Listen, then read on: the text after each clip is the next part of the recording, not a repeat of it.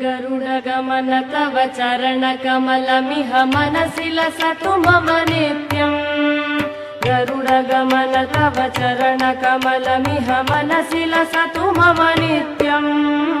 मनसि लसतु मम नित्यम् मम तापमपा गुरुदेव मम पापमपा गुरुदेव मम तापमपा गुरुदेव मम पापमपा गुरुदेव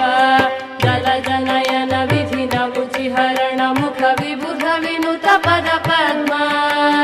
जलजनयन विधिन मुचिहरण मुख विबुध विनुत पद पद्मा विबुध विनुत पद पद्मा मम तापमपा गुरुदेव मम पापमपा गुरुदेव मम तापमपा गुरुदेव मम पापमपा गुरुदेव।